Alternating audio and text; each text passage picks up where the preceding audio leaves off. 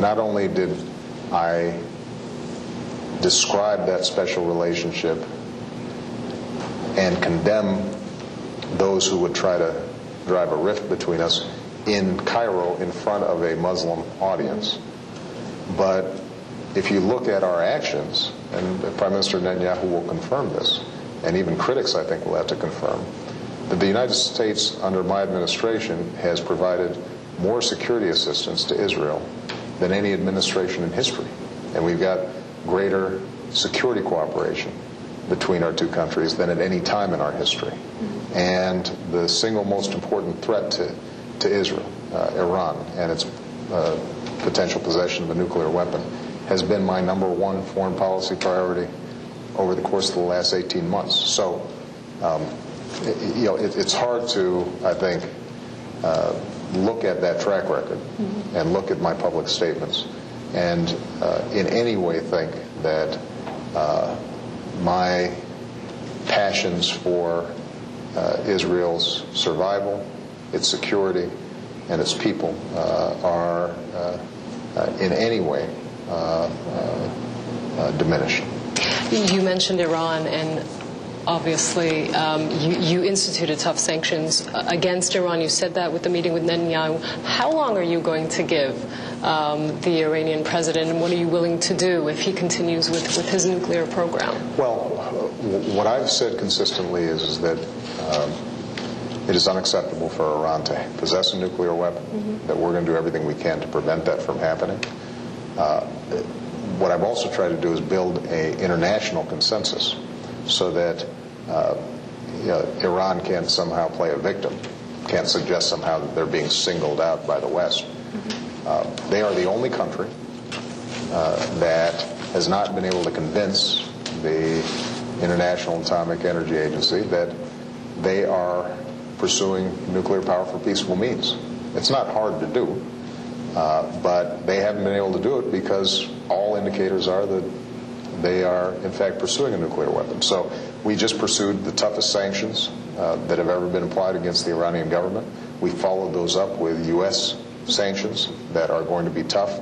Allies and partners are following up with those sanctions. We want to continually ratchet up the costs of them pursuing this nuclear program. Now, will that work? We don't know. And we are going to continue to keep the door open for diplomatic resolution of this challenge. But I assure you that I have not taken options off the table. Are you concerned that Prime Minister Netanyahu might try unilaterally to, attack Iran? You know what? I think that the relationship that the U.S. and Israel is sufficiently strong that neither of us try to surprise each other, but we try to coordinate on issues of mutual concern, and that approach is one that I think Prime Minister Netanyahu is committed to. I must ask you, I was, forgive me for getting nostalgic, I was here, well not here, in Chicago, the night of the election, and I remember seeing that great mass of people and looking at them and looking at you and thinking there is no man on earth that is capable of, living up to those expectations. Did you feel that burden? Oh, absolutely. Look, our campaign, I think, became a repository for a lot of hopes and a lot of dreams, and I think that's a good thing. But we understood that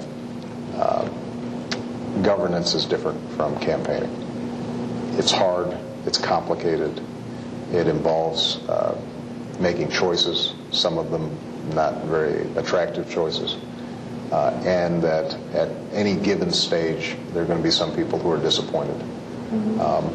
But what keeps me hopeful is not any oversized view of my own capabilities. What keeps me hopeful is that the more I meet people here in this country, the more I meet people abroad, the more convinced I am that there's a common humanity, a common set of aspirations that people have for their children. I think there's a core decency to people that sometimes history, institutions, lack of opportunity prevent from being realized, and that the general trajectory of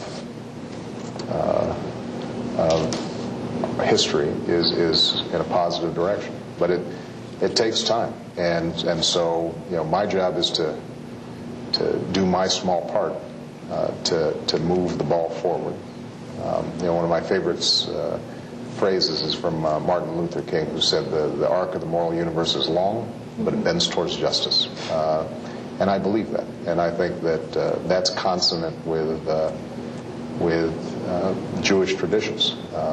That sense that if we are working hard, if we apply the principles of tikkun and repairing the world, that it's possible for us not to create a perfect world, but one that's a little more just, a little more fair, a little better for our children.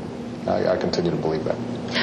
My final question, Mr. President. Much has been made about, obviously, your historic victory and being the first African-American president. Can I ask you to share with us that moment where the enormity of the historic significance sort of hit you?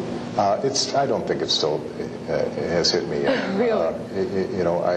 We were just talking about how you broke some ground as a woman anchor, and I'm sure that's not what you think about every day. You think about, can I get this story done? Am I performing in a way that meets my standards? And that's how you feel when you're in the presidency. I think you have a lot of responsibilities and a lot of concerns, and each day you are just trying to make sure that you are A, doing the best you can, B, making sure that you're making decisions for the right reason.